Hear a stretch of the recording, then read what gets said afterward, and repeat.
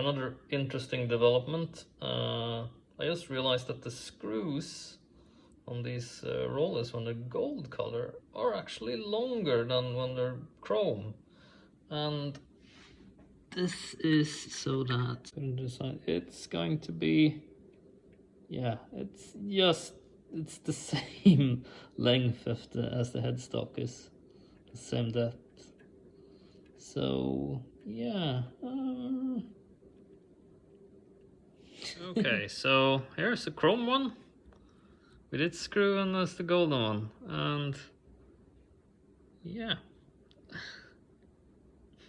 a few millimeters longer, a slightly different screw. I saw something a bit interesting. The last 22nd fret has lifted, or maybe it was lifted, maybe I didn't pay attention, but I think it's something that's happened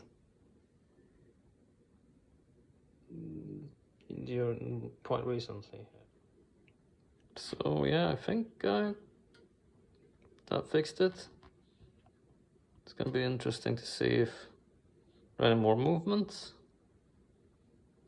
Actually, first time I've had this happen on any guitar where this fret just pops up out like that. Maybe it's because it's this roasted maple stuff. I don't know. If you're gonna try and smack some frets back in place, you need sort of a hammer like this. So here's the normal CTS pot. Here's the one with a long shaft.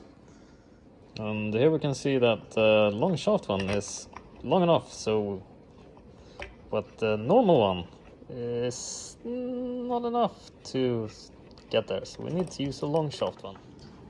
A little bit of dremeling.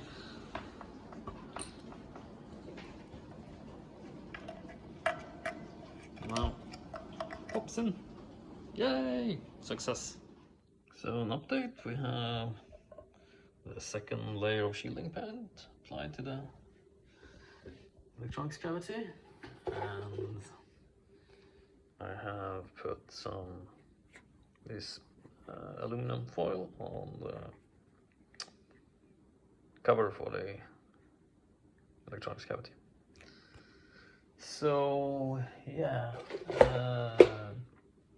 and other pickup might show up tomorrow, so yeah, maybe it'll be this weekend where I can start soldering all the things together.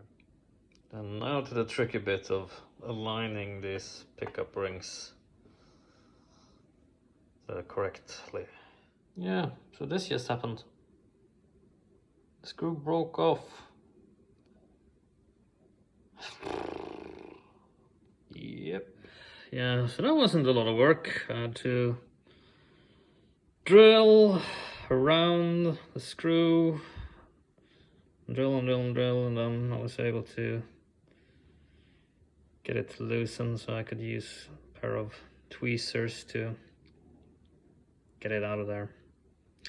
So now I need to fill this up and try and make it look a bit better. I think most of it will be hidden behind the ring though. So yeah, time for some matches and toothpicks and wood glue and stuff. So yeah, now the hole is filled in with toothpicks and a bunch of wood glue on top. So let that dry and drill a new hole, and hopefully none of the other screws will break off, because that was not fun. And now wood glue is dried. Solder, solder, solder, solder. So the switch is hooked up. Hopefully correctly. I had to do a lot of guessing and googling and figuring stuff out. Eventually I ended up with a magnet checking the polarity of the microphones, and I should turn off my multimeter, that shouldn't be on. And measuring stuff, and from This is a stupid thing about these sort of stuff that they give you schematics for. It's like, oh, here's an example of a wiring diagram if you're gonna do. Oh, what's this? This is with 2 volumes, 2 tones, and push-pull configuration, freeway switch, and then with 1 volume, 1 tone, and another one with 2 volumes, 2 tones. But these are just examples of how you can do it, not how. Which wire is actually which wire goes to the P90, which goes to the P rail, which is the start and which is the end. No, you have to sort of, yeah, you can sort of, you have to look at this and kind of guess it, I guess. So I'm basically done with all the wiring and I've tested it out, volume and stuff working, everything.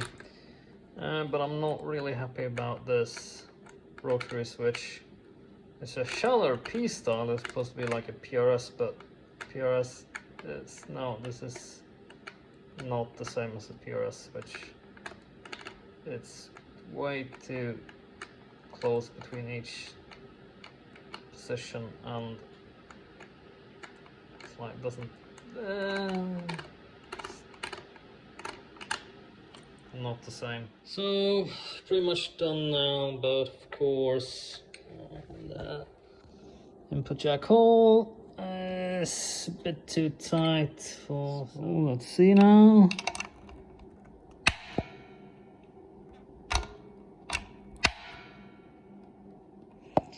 Yep, now it goes in. So let's try and do a side-by-side comparison. So this is PRS.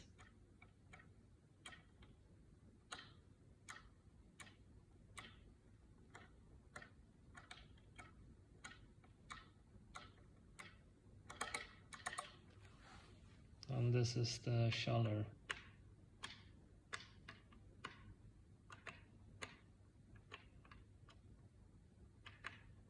That's 2 steps.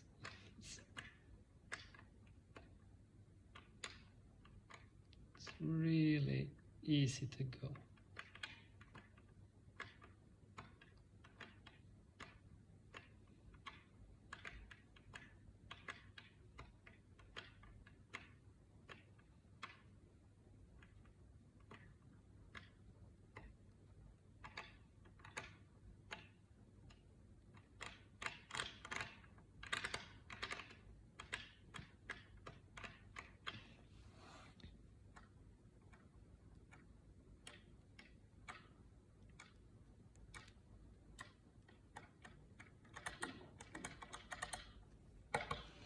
Much better sort of feeling where it's at.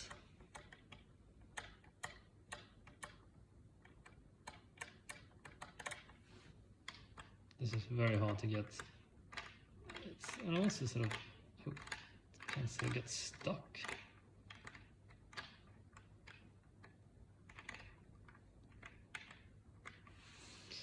Oh well.